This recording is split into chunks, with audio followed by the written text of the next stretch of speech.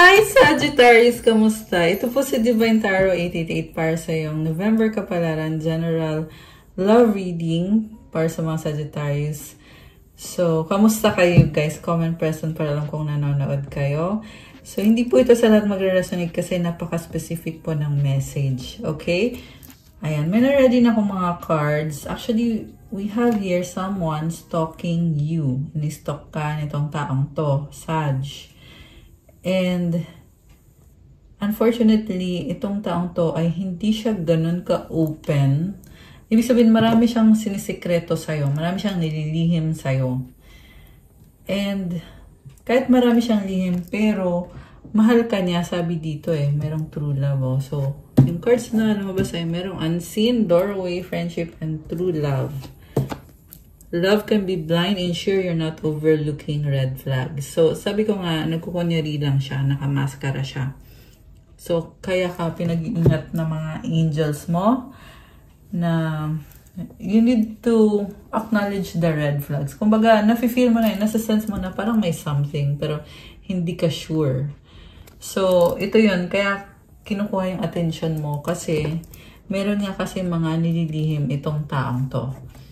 And then, doorway, an opportunity is about to present itself that leads you to a new person. Friendship, this connection is based on friendship. It may never develop into romance. So, nakikita ko sa kanya, medyo manipulative siya.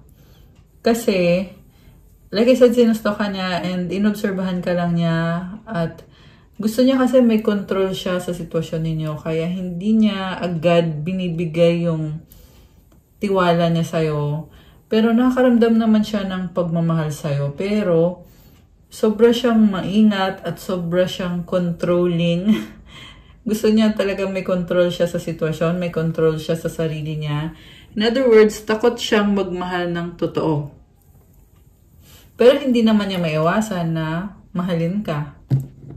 Okay, true love, a deep and enduring connection going beyond superficial attraction.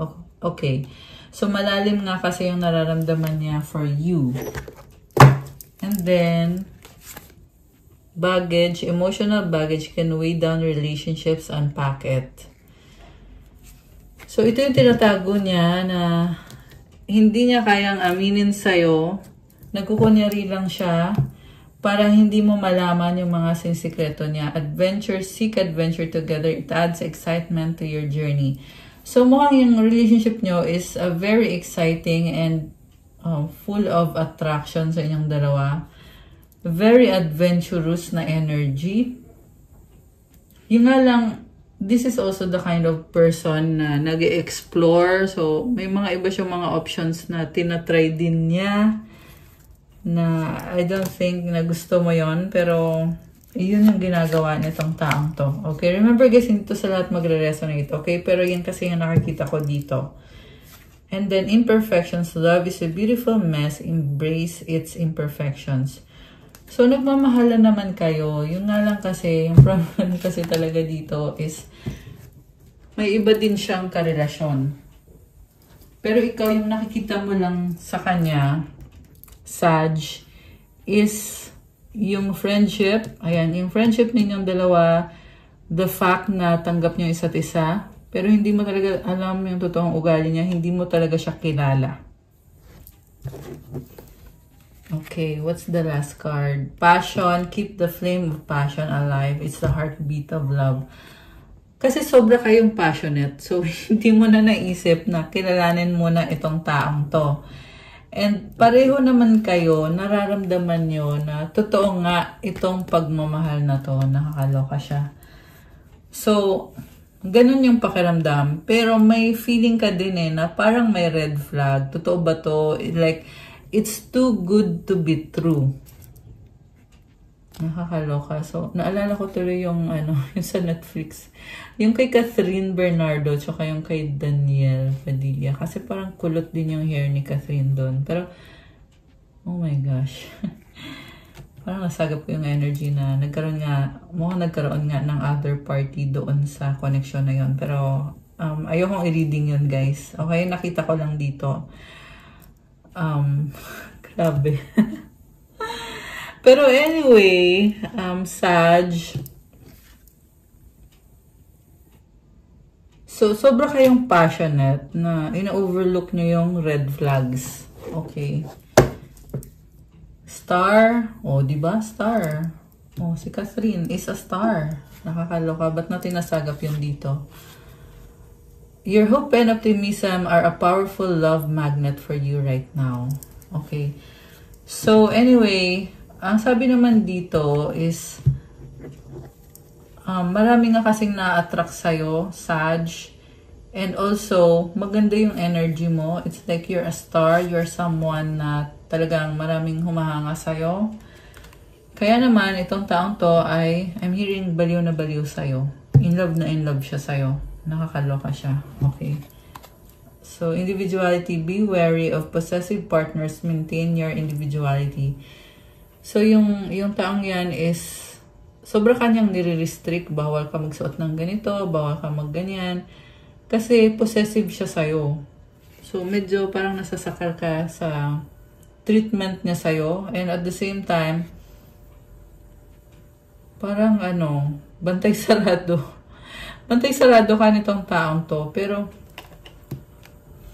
hindi naman kasi yan yung pinaka-problem eh. Yung problem is the fact na may mga sinisikreto siya sa'yo. Itong mga adventure, tsaka yung baggage, imperfections, yung messy na energy.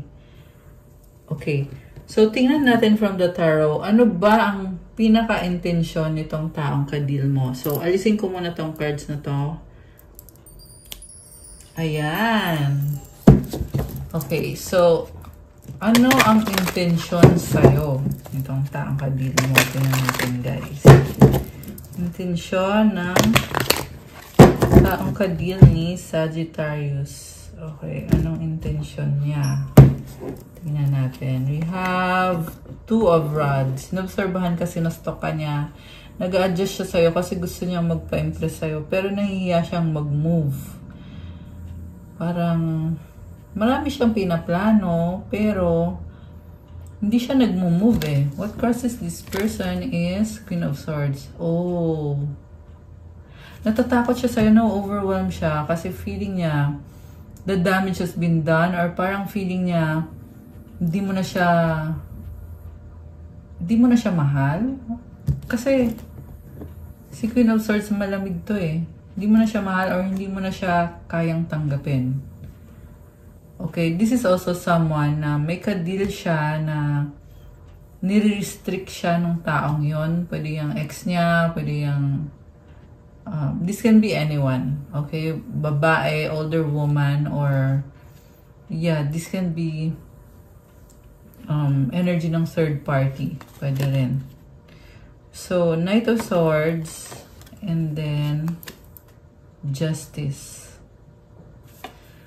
So, alam mo, sa totoo lang, Sag, ang gusto niya mangyari is mag-reach out siya sa'yo para magkabalikan kayo. Pero wala pa siyang guts. Kaya ang ginagawa niya is in-stalk ka niya ngayon at nagpaplano siya. Pero pinangungunahan siya ng takot talaga. Na-overwhelm siya ng takot sa ngayon. Okay, pero this is also a strong person na kaya niya anytime na mag-decision siya, kaya niyang mag-move at magre-reach out siya sa'yo at magkakaroon ng, or at least ang gusto niya mangyari is magkaroon ng peace, balance, and this is also about the truth. So, magka-come clean siya or sasabihin niya sa'yo kung ano yung totoo. And then we have the High Priestess. Grabe. King of Swords. Alam mo, sinasabi dito, from the start, niloko ka na niya. And, mukhang may pamilya na tong taong to. Remember, hindi to sa lahat magre-resonate, okay? Kasi sabi kasi dito, gusto niya makipag-ayos sa'yo, pero sa huli, lulukuhin ka pa rin niya. Bakit niya gagawin yun? Kasi mukhang meron na siyang pamilya or kasal na siya sa iba. Pwede ding baliktad. Pwedeng kayo yung kasal at meron siyang iba. Okay? Take it how it resonates, guys. So, Tower sa bottom of the deck. Nasanay siya sa'yo. Sobra siyang naging komportable siya sa'yo. Parang akala niya, andyan ka lang palagi. Pero ngayon natatauhan siya na hindi pala pwede, hindi ka pwedeng lokohin ng habang buhay kasi malalaman at malalaman din yung sikreto niya. Okay, lalabas at lalabas din ang totoo. Nakakaloka siya.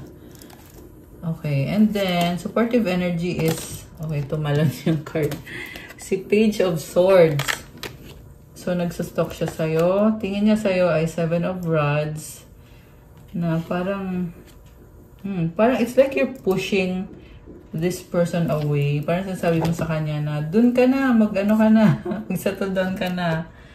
Parang pinupush mo siya papalayo. And the reason kung bakit mo siya pinupush palayo, kasi nga, nakapag-decide ka na ayaw mo ng ganitong klase ng system or ayaw mo kung ano yung panlolokong ginawa niya sa'yo, hindi mo ito tolerate. So, medyo pinupush mo na siya na lumayo na sa'yo. Mutual energy is 3 of Pentacles. So, nagkaroon kayo ng partnership. Pero, ang sabi kasi dito, partnership lang eh. So, ibig sabihin, sa simula pa lang, ramdam mo na may something na tinatago sa'yo or something na dapat mong malaman.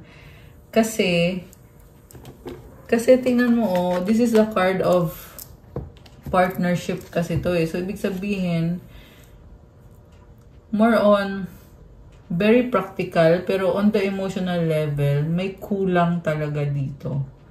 So, mafe-feel mo yun eh, na parang ang awkward, parang may something na mali. Okay, ganun yung pakiramdam. And then, the outcome is Queen of Cups. Oh my gosh. So, sabi dito, sobra kanyang mahal, sobra kang special sa kanya. Grabe, nakakalungkot naman ito. Nalungkot bigla. Alam mo bakit? Kasi kahit sobra siyang manloloko at manipulative, pero sobra ka din niyang mahal. Grabe. Hierophant. Okay. Parang sasabi dito, gusto ka na niyang pakasalan. Nakakaloka siya. So, yun nga lang guys, parang gagawin lang niya yun para hindi mo siya iwanan. Pero, hindi siya faithful sa'yo eh. 9 of Rods. Sobra siyang frustrated ngayon. Pagod na. 8 of Pentacles. Okay, hinihintay ka niya, nabuboard na siya. Page of Cups. Alam niya na andyan yung opportunity, pero hindi siya nagmo-move. Or pwede din magmo-move siya, pero parang feeling mo wala siyang pakialam, pero may pakialam talaga siya. In fact, sobra na siyang frustrated dito sa sitwasyon niyo.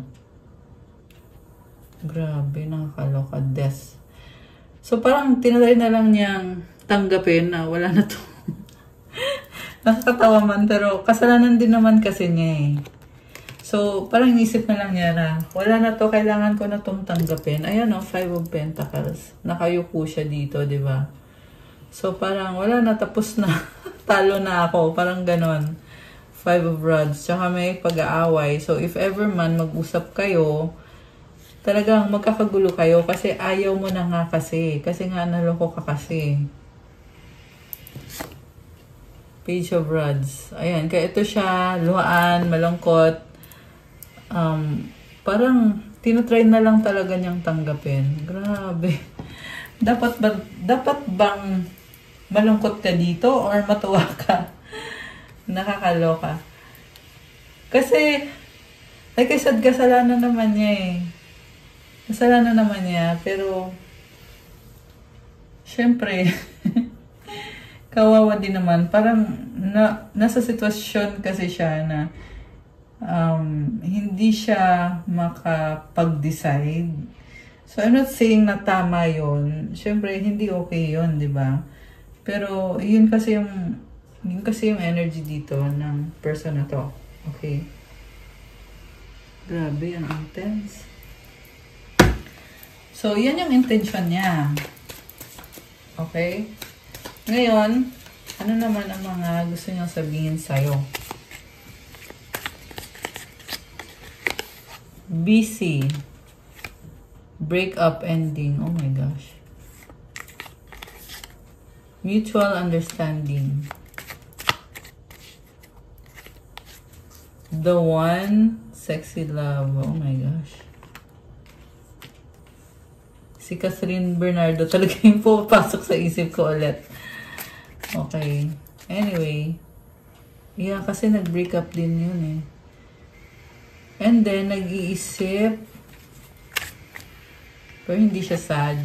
Baka baka nasa birth chart niya. Hindi ko lang sure. Baka rising sign niya. Okay, so you had thank you next. Okay. Make out lang. Nahihiya, shy. Ayoko. Bagong simula. Problems, burden, money issue, work.